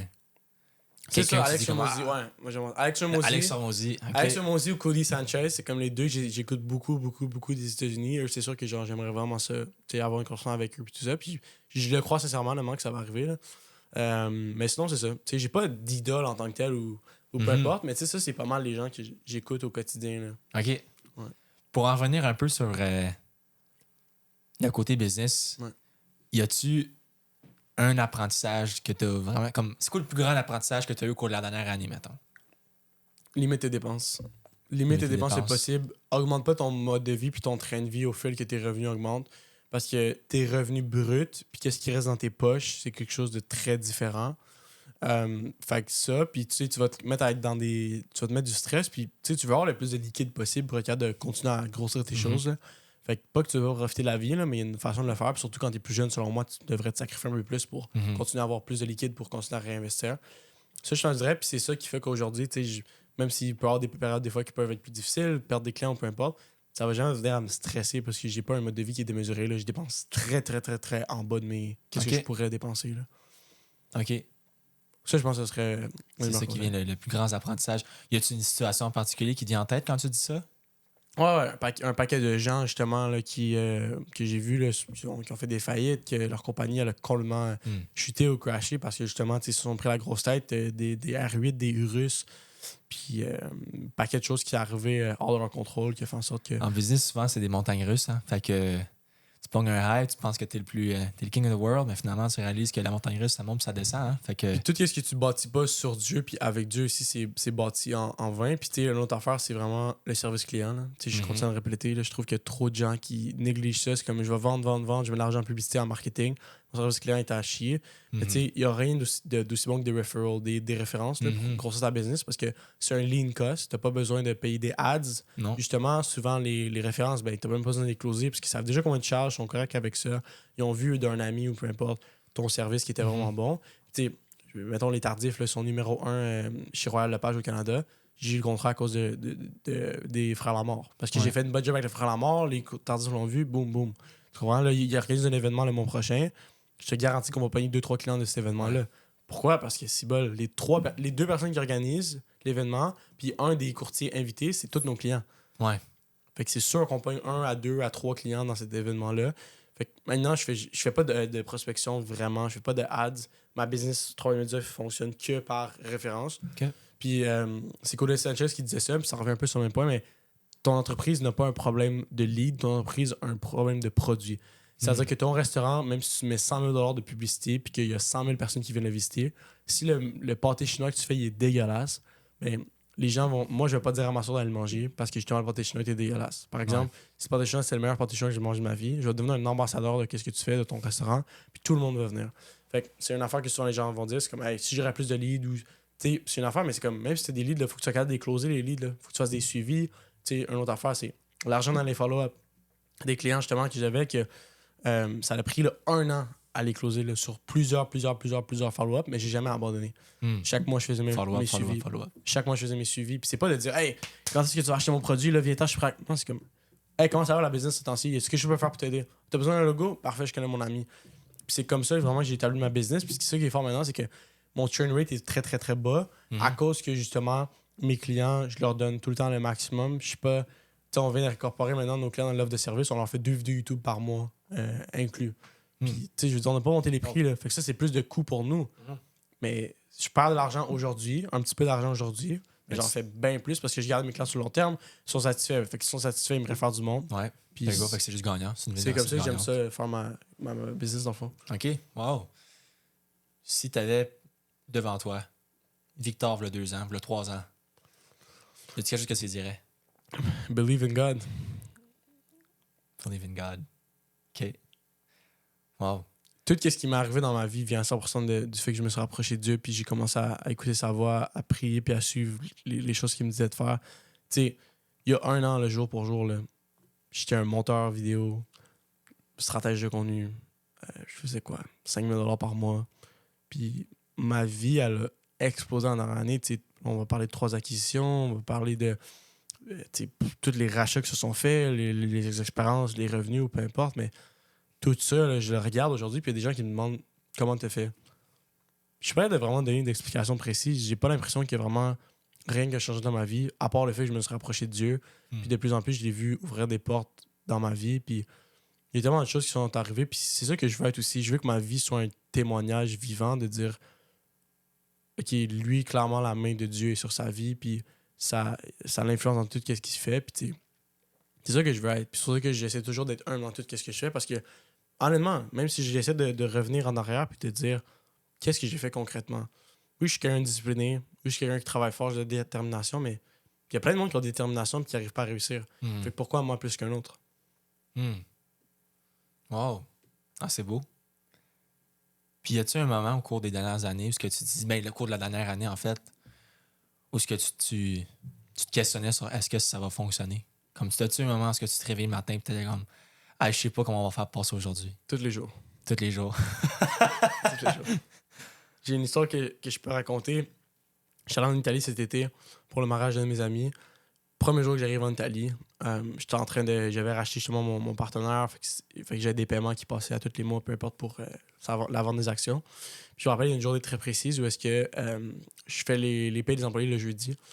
Puis le jeudi matin, le compte de banque est passé de 23 000 $ à 700 $ en une journée. Fait qu'il y a eu le paiement qui est passé pour le rachat d'entreprise. Il y a eu plein de grosses factures par rapport pour des distributeurs ou des fournisseurs, peu importe, qui sont passés. Puis j'ai reçu le talon de paie le payroll à payer pour la semaine. Puis mon comptable m'envoie tout le temps les affaires juste pour que je contre-vérifie. C'est 4 700 $. Fait qu'il manquait 4 000 $ pour on était 9h le matin, avec le décalage horaire, là-bas il était 2h, mais pour dans 12 heures, il me manquait... 12 heures, il faut que ça soit... Fallait que je trouve 4 000 $. Puis ça, c'était juste pour que le compte soit à zéro puis que j'ai payé les employés. Là. Je vous avais d'autres choses à payer puis tout ça. Puis, C'était en Italie. C'est pas chez vous. Premier jour en Italie, man, je suis fatigué, man, j'ai pas dormi. Le décalage horaire, man, il fait chaud là-bas. Là, je suis comme, ce voyage va me coûter une fortune. Qu'est-ce que je vais faire? Puis j'étais comme, you know what? J'étais comme... Je vais même pas me gosser avec ça. J'ai laissé ça passer, puis encore une fois, Dieu a juste intervenu. Puis c'est là, il faut voir vraiment attention, là, parce que je trouve que souvent les chrétiens ont un problème de. ils laissent trop les choses dans les mains de Dieu, puis ils agissent pas assez. Mhm. Mais c'était là de comprendre que j'ai fait ce que j'ai à faire. Genre, tout ce que je sens que Dieu m'a dit de faire, ou toutes les actions que je sens dans mon naturel que je peux faire, je les ai fait. J'étais comme tu sais quoi, cette fois-ci, Dieu, genre, je vais juste te faire confiance. Puis je sais pas comment tu vas le faire, tu vas le faire. Puis la chanson s'est réglée, puis tu sais, toutes les personnes ont été payées à temps, puis tout a été fait, mais tu sais, je veux dire, à chaque jour, man, l'ennemi va essayer de rentrer dans ta tête, puis il va essayer de te faire douter de ce que tu as entendu que Dieu t'a dit, du plan que Dieu a eu pour ta vie, puis as-tu vraiment entendu Dieu dire ça? C'est-tu vraiment un bon move de faire ça? Puis tu sais, tu vas remarquer, Dieu va toujours parler par comme du futur, de l'espoir, puis de la paix, puis l'ennemi va toujours parler par projeter de la peur, que tu aies peur d'avancer, parce que, tu sais, ça le dit dans le mot, comme Satan, dans le mot Satan, il y a le mot sad, fait il veut que tu restes assis. Dans le mot God, il y a le mot go. Wow. Puis il y a une phrase qui dit God didn't sit with the sitters, he goes with the goers. Je pense que Dieu, il cherche juste une personne qui est prête à l'écouter puis à croire sa parole assez pour le dire parfait. Dans le naturel, ça fait pas de sens, mais je veux croire qu'est-ce que Dieu a dit, puis je sais que Dieu va jamais comme manquer à sa promesse, puis boum, tu y vas. Fait que tu sais, ça, je pense que tous les jours, ça va arriver dans mon naturel, puis c'est là que si j'aurais pas de prier, man, puis d'avoir Dieu proche de moi. Tu sais, avant, je faisais de l'anxiété, puis tout ça, puis du stress en fou. Puis tu sais, maintenant, mes affaires sont 100 fois plus élevées qu'il y a 2 ans.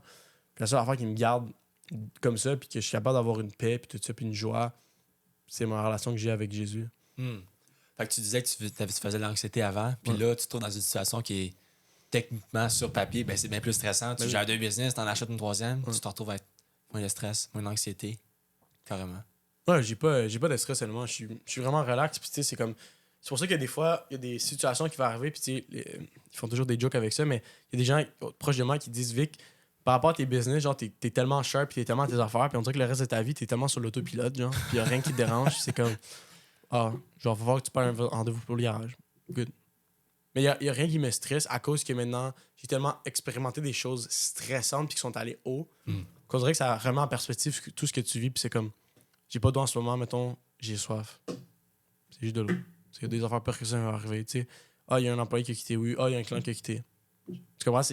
On dirait que ça fait en sorte que, à cause que je me réjouis pas comme un malade mental où je fais le party puis je célèbre quand il y a quelque chose de gros qui se passe, ça fait que je contrôle mes hypes puis je contrôle mes lows. Fait que ça fait pas comme des montagnes russes. Ça fait que j'essaie de contrôler le plus possible dans un état normal, dans le sens que j'ai une vision, puis ça, c'est une autre affaire. Je pense que les gens ont beaucoup de difficulté à rester avec une même vision. Il y a des fois, là, cet été, que j'ai racheté mon partenaire, puis il y a des affaires qui faisaient pas tant de sens, puis j'ai comme, hey, je suis dans la bonne direction. Octobre. C'est la date que je me donnais. En octobre, tout va faire du sens. Puis j'avançais. Puis là, on se rapprochait avec de octobre, puis tout fait de plus en plus de sens. Ouais. Fait que c'est d'être capable de stick à une vision, puis de rester avec celle-là. Puis de pas arrêter. Il y a des matins que je me lève, puis j'ai envie de tout arrêter. Là. J'ai envie de tout arrêter, d'aller me payer une job, puis de vivre ma petite vie tranquille, puis de fermer mes réseaux sociaux. Mais Dieu a besoin de quelqu'un qui est assez brave pour croire sa parole, croire qu'est-ce qu'il dit. Puis c'est pour ça, Dieu ne nous appelle pas à tout faire par nous-mêmes. L'homme n'a pas été créé pour être capable de tout faire par lui-même, mais pour être en relation constante avec Dieu. Puis je pense que c'est ça la clé. C'est puis tu le vois, là, j'entends parler des fois des gens qui sont pas chrétiens, puis qui ont de l'argent, mais ils sont malheureux. Là. Il y a quelque chose qui leur manque dans leur vie. Le mariage, leur mariage est tout défait, leurs enfants veulent plus leur parler, ils sont multimillionnaires, mais ils savent pas quoi faire, puis c'est comme, man, leur vie a l'air plate puis triste, mon gars, genre. C'est ça que j'ai réalisé, avant, je voulais pas de famille, je voulais pas d'enfants, j'ai toujours pensé que c'était une perte d'argent, puis maintenant, je suis entouré de plus en plus, je me rapproche de potentiellement me marier, puis je suis de plus en plus en contact avec des gens qui ont des enfants, tout ça, puis je suis comme genre, non, ok, ça, c'est qu'est-ce que je veux. C'est ça que tu veux. C'est ça que je veux dans ma vie, c'est pas d'avoir 75 millions puis de passer ma vie à Dubaï. Dubaï. T'as 75 ans, t'es tout seul, c'est wow, ok. Exact. D'avoir une famille, des enfants, une femme, ok. Puis, question rapide pour conclure. Si tu pouvais, j'en ai 3, si tu pouvais acquérir une entreprise demain matin, ce serait dans quel secteur? Un secteur qui est recession-proof. Fait que peu importe comment le marché va se passer, ça va continuer à bien aller. C'est ça que je suis en train d'essayer de faire de plus en plus. Puis c'est ça que le marketing des fois peut être un peu risqué parce que c'est une des premières choses que les entreprises vont couper. Je te dirais quelque chose de simple, man, que ce soit une buanderie, un garage, un salon de barbier. Quelque chose que tout le monde va. De toute façon, garage, toutes les mois, il faut que tu fasses ton changement d'huile, changement de pneu. Ouais. OK. Rapidement comme ça, c'est des choses comme ça qui viennent, tu sais, cabinet de comptable, bureau d'avocat, des choses comme ça, même des choses que les gens vont toujours avoir besoin, qui n'est pas du superflu, tu sais. OK. Je pense à le fameux exemple de Mr. Puff, là. Tu sais, on voit des fois sur acquisition.biz des Mr. Puff à vendre. Sûrement, c'est la pire chose que tu peux acheter, là. Une industrie que je toucherais jamais personnellement, c'est l'industrie de la restauration, là. Tu sais, genre des bubble tea shops ou des affaires comme ça, que tu dois vendre ton produit à genre 8$. Ça sera jamais recession proof, tant qu'à moi, là. Ouais, je suis bien d'accord. Est-ce que tu as une citation, verset préféré qui t'inspire au quotidien? Galatians 1:10. Puis, je l'ai pas amené, mais ça dit, je vais essayer de la traduire en français, mais c'est « Si j'essayais encore de plaire à l'homme, je ne serais pas un serviteur de Jésus-Christ. If I was still trying to be a pleaser of men, I would not be a servant of the Lord Jesus Christ. » Puis ça dit, dans le fond, ce que ça veut dire, c'est arrête d'essayer de plaire aux autres. T'sais. Ce que tu vas faire, tu vas te déplaire des fois à des gens, mais tant que tu sais que tu es correct avec Dieu. Puis, tu sais, juste avant de m'en venir, j'ai appris qu'il y a une femme, justement, de l'église qui est décédée dans un accident de moto, qui laisse derrière elle 3 enfants. Puis, tu sais, récemment, il y a eu le joueur de hockey aussi, Johnny Gaudreau, puis son frère, qui sont morts à 24 heures du mariage de leur sœur. Puis, c'est un joueur de hockey exceptionnel. Puis, c'est comme, plus que ça va, plus que je réalise que la vie, ça tient un fil. Puis que, tu sais, qu'est-ce qu'il garde en vie, que tu sois croyant ou pas, c'est Dieu. Puis, c'est lui qui, tous les jours, te donne, justement, ta respiration, peu importe c'est quoi, ton air que tu as besoin pour vivre. Puis c'est en ce moment, honnêtement, moi, si je serais pas correct avec Dieu, si je serais pas le destin de mon éternité, ou quand la vie s'en aller, si je m'en vais en enfer au paradis, comme avec certitude, je pense que ce serait la chose qui me stresserait le plus avec tout ce que je vois en ce moment qui arrive dans le monde. Pour finir, c'était pour décrire ta vision de l'avenir en 3 mots. L'avenir en 3 mots. Grandiose. Béni. Influente. Wow. Bon, ben, je pense que ça conclut notre heure. Donc, Victor, merci beaucoup. Merci de l'invitation. Merci d'avoir pris le temps en ce vendredi soir. Une belle journée dehors, puis on est à l'intérieur dans un studio. OK, vraiment, merci. Merci à toi. Puis, pour nos auditeurs, ben, premièrement, comme je vous ai dit, merci beaucoup à Victor de ce partage qui est vraiment très inspirant, comme vous avez pu voir. Son histoire est vraiment en preuve qu'il n'y a pas de limite. Hein? Il n'y a pas de limite d'âge. Vieux, jeune, ça ne change rien. Pour les auditeurs, j'espère vraiment que vous avez apprécié. Vous partez avec des leçons, que ce soit de l'entrepreneuriat, pour la foi, la gestion des entreprises, l'importance d'avoir des valeurs et de rester fidèle à ces valeurs-là. Donc, si cet épisode vous a vraiment inspiré, ben, je vous invite vraiment à vous abonner, partager l'épisode à vous être proches. Et sur ça, ben, à très bientôt et on va se voir très bientôt pour un prochain épisode. Merci beaucoup. Merci Victor encore une fois. Merci. À la prochaine. Salut. Thanks for tuning in to this episode of the 7-Figure Hour podcast. We hope you enjoyed the conversation and found some valuable insights. Don't forget to follow, subscribe, and share the podcast with others who might benefit from these stories. As today's guest wisely said, knowledge is key. Make sure to educate yourself in whatever you pursue. Stay tuned for more exciting episodes, and until next time, keep pushing towards your 7-figure journey. See you in the next one.